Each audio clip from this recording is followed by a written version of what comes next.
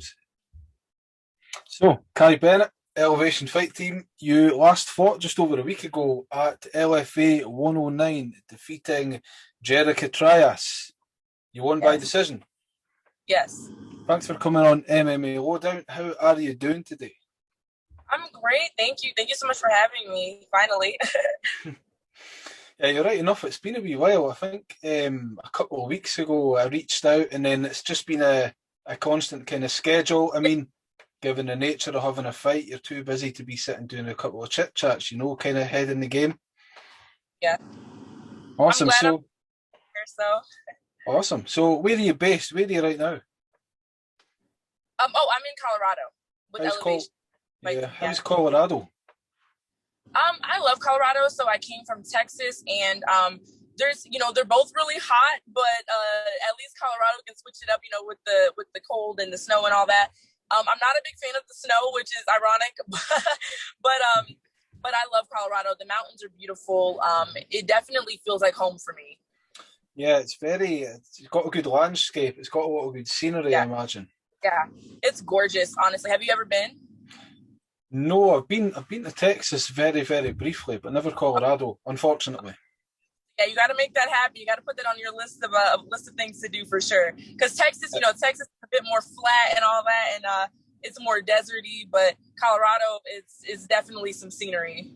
Do you know the beer brand? Is it Coors? What is it? Do you know the beer Coors Light? Coors?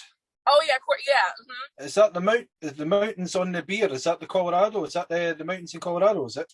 Oh no, honestly, I would not know that. I do love some beer though, so I'm gonna have to Google that. Yeah, man, I'll do a Google and have a look. So you fought around a week ago, as we said. So you won by decision. How has your fight been since then? Because I seen in the lead up to it, there was a lot of hype, and can I just say that you looked extremely ready? Seeing them photos in the standoff, I've not seen someone with such a kind of game and ready kind of attitude. How's the vibe been?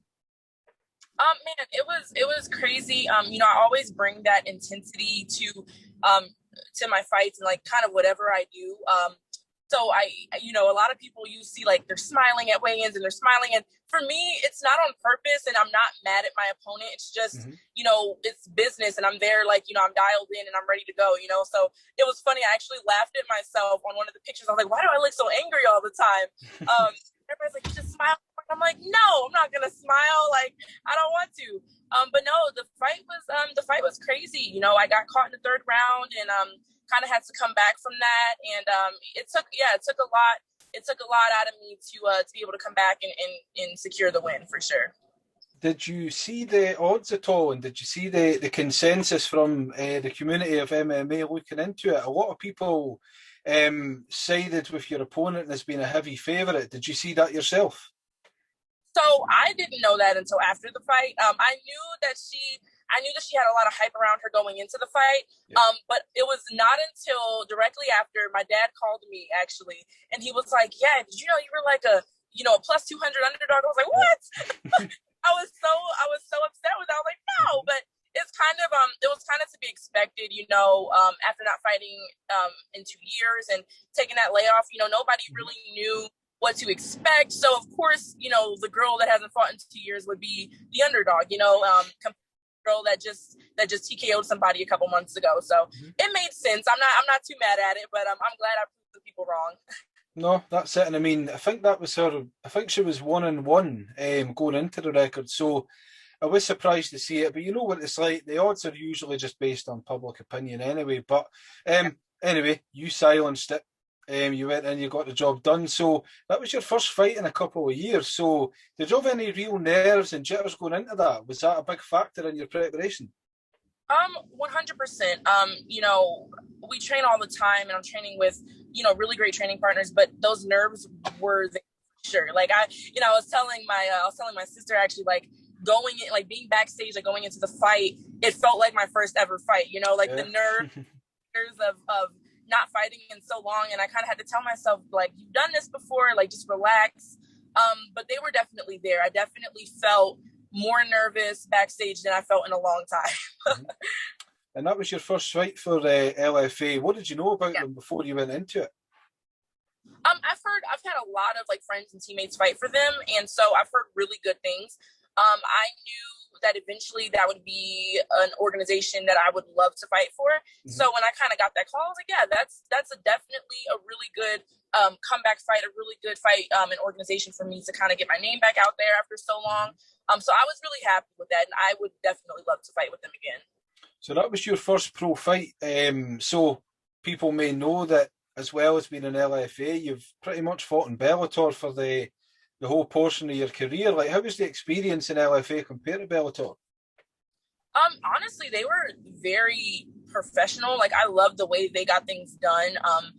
Very accommodating as well. And they had a lot of similarities to Bellator that way. I just felt like everything ran so smooth, weigh-ins, all the fighters are like dying. Nobody wants to like wait around forever. Yeah. So it was really nice. In the morning, you can go weigh in and then you can rehydrate and then give you your schedule and everything. So I really liked the organization that they had going on. So you fight at flyweight. How much do you cut to get into weigh-in? So this time wasn't bad at all because I had been getting my weight down. I got really heavy during quarantine and stuff like that. So I had started dieting and really trying to get on top of it so that I didn't have a bad weight cut.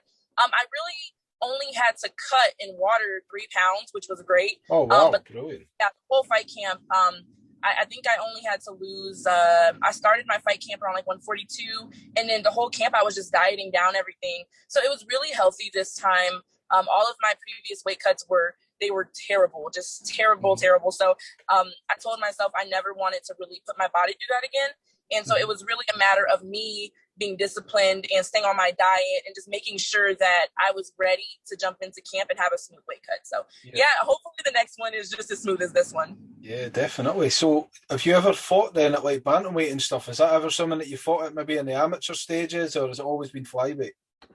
So I did fight at bantamweight. It was my second amateur fight, and it didn't go well for me. I lost that one decision, and after that, I was like, yeah. Even my team was like, dude, you're small. Like, I think at the because I still was so young, they didn't really want to put my body through too much trauma in terms of cutting a lot of weight. But at that time, I was pretty much walking around at like 139, so I really should have been at 125. So I fought this really tall girl, and after that, I was like, okay, yeah, I need to go down. So, yeah. Sometimes it's finding those experiences, though, and I mean, sometimes you need to face adversity to get to what you can call your home as such. So I just wanted to double check. So LFA, is that a one fight deal? So that was a one fight deal. Right now, there's a few things in the works in terms of contracts and stuff like that. So we're just kind of waiting to hear. It would be really great if I did fight with them again. So hopefully I'll have some news around, fighting and contracts within the next couple of weeks. So we'll see. So are you still signed with Bellator, or is that kind of been severed at the moment then? No, I'm not signed with Bellator. I'm a free agent at the free agent. Time. Yeah. So whoever wants me, whoever has the best deal and all that. So we're just kind of floating around to see where the best fit would be right now. And how'd you go about doing that? So I know that you're with Iron Shin Management. I've been fortunate to chat to the kind of people there for a wee while. It's good. Sounds very exciting. They were talking to me a lot about people like yourself, talking about people who are fighting in like Combat Americas and stuff. Have you ever looked into that organisation? Oh, 100%. Yeah, that's actually possibly in the mix as well. Good. There's so many organizations that I would love to just try out since I'm not tied down to anybody at the time. I'm like, it would be great to just be able to kind of bounce around, maybe Invicta, maybe a few other ones, just to get that experience and see, and just kind of see which ones fit well, So at this time, I'm pretty much open to whatever. Do you have a preference then? Like, if you got one that you would go, if you were to get them all on the table, is there one that you can see that would be more appealing than the other? LFA or Invicta, because LFA, I know that they get a lot of people to the UFC. Invicta, because I know it's just all girls and there's so many different opponents to kind of choose from, So I would definitely say those two. Combat Americas as well. I've had a lot of teammates that have fought for them and have like great things to say. So out of those three, for me, I would love to fight for all of them, actually. That would be great if I could just kind of like Invicta, Combat Americas, LFA, that would be great. So Yeah, they've got a good flyweight division, especially Invicta. I've seen a lot of stuff going on with them recently. Their current champions, a bit of a tough one as well. So I think it's a lot of good prospects, a lot of good killers, if you will, that you can kind of work up to. So just wanted to jump into a wee bit of your team. Now, you probably get these kind of questions all the time. So you train at a very, very popular gym. A lot of brilliant fighters come into their Elevation Fight team. I had Austin Hubbard on actually a couple of weeks ago. Do you train with Austin? I'm sorry. I had Austin Hubbard from the UFC. Do you train with Austin? Yeah. We train at the same gym. I haven't trained with him personally, Yeah. but we are on the same team and at the same gym. There's so many like on Elevation. There's just so many of us. You know, it's kind of hard to know everybody personally, but it's a great vibe in the gym. Like everybody is just so sweet, so welcoming, and I love it. So do you get the opportunity to, I don't want to say rub shoulders because you're all fighters at the end of the day. That's the thing that I love about the fighting is that although you all work for different organisations, you're all under an umbrella together as a big collective. You're all together. Do you ever get like any kind of good mentors in the gym and that keep you going?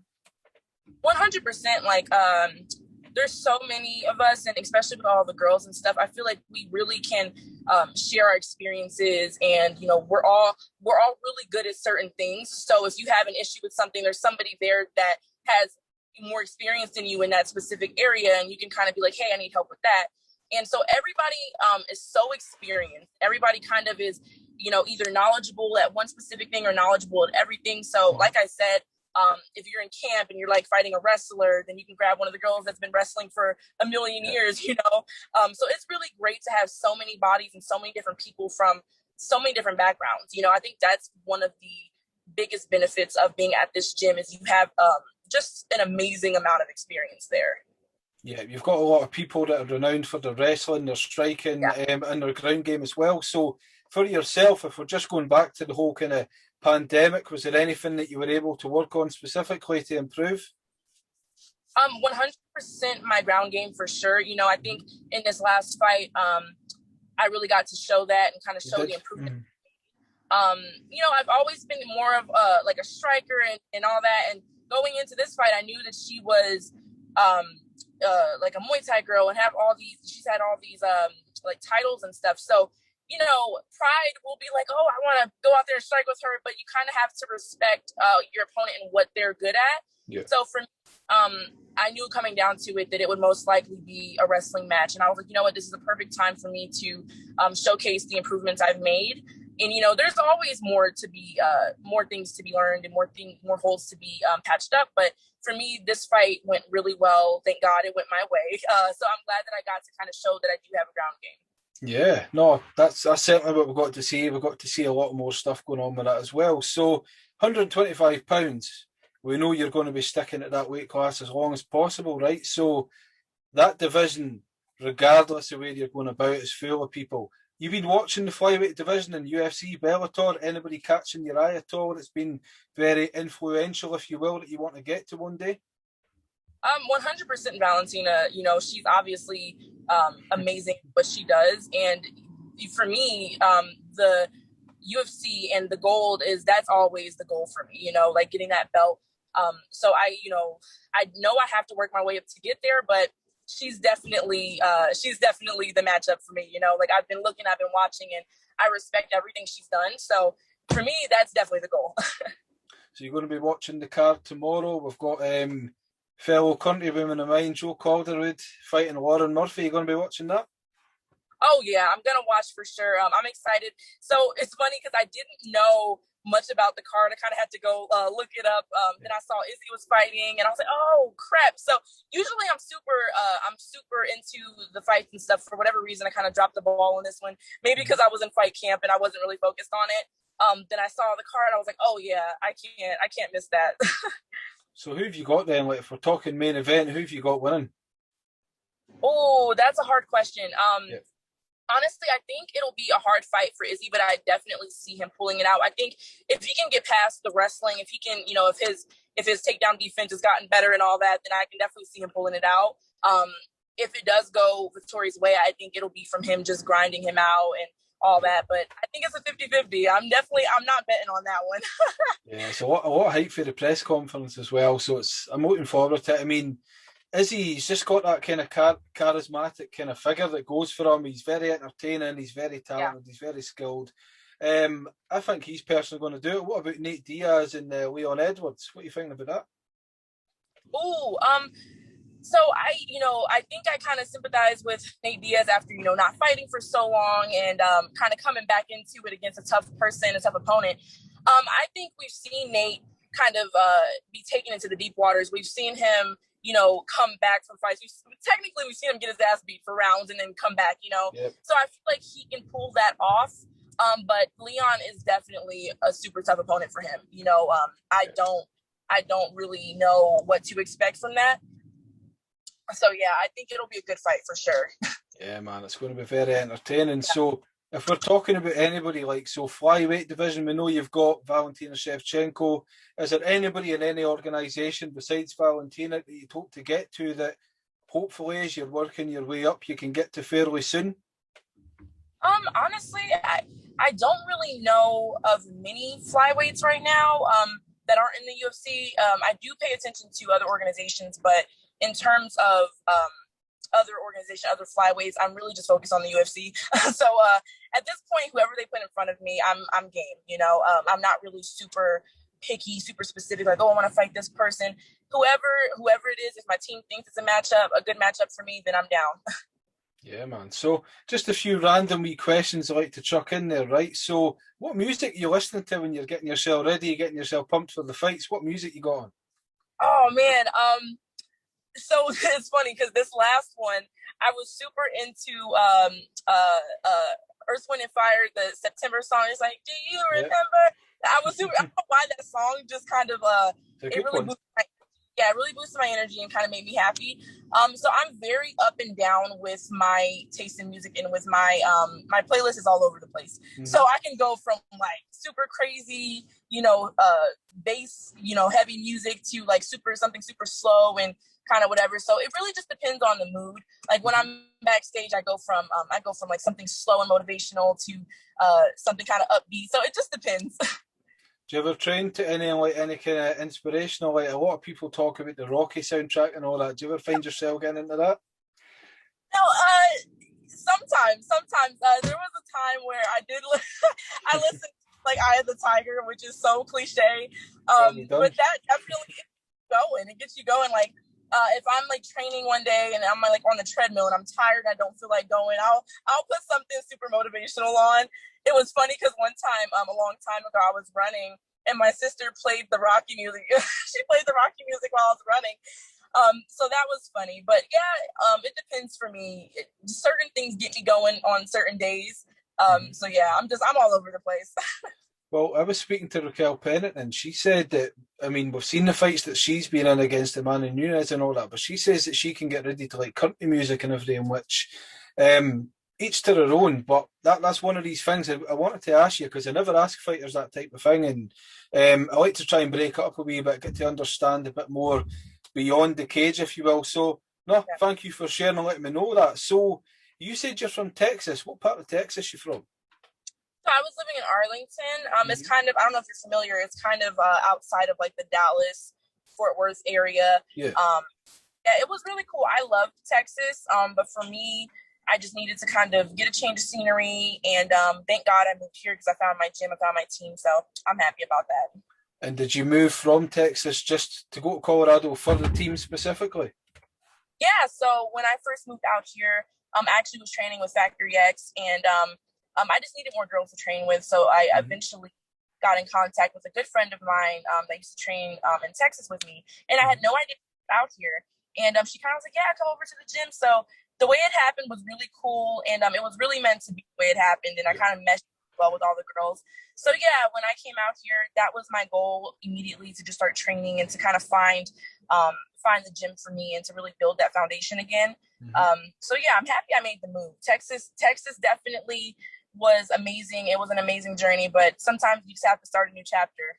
Yeah, you do, and I mean, you grow for it. You've always got an opportunity to go back to Texas, and all events happening in Texas. We've got a lot of fighters coming out of Texas. So no, that's awesome. So I'm from a place called Scotland. Have you ever heard of Scotland, and what do you know about it?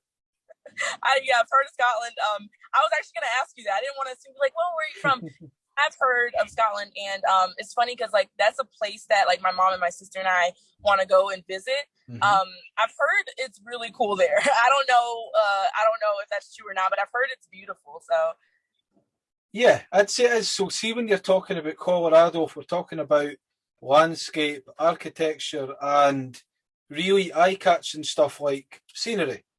yeah. Scotland's really good. We've got a lot of cool mountains, a lot of good scenery. We get really boring weather. We don't get the best of weather. It's usually pretty dull, which I don't know if that's up your street, if that's what you're into, if it's all about the hot weather.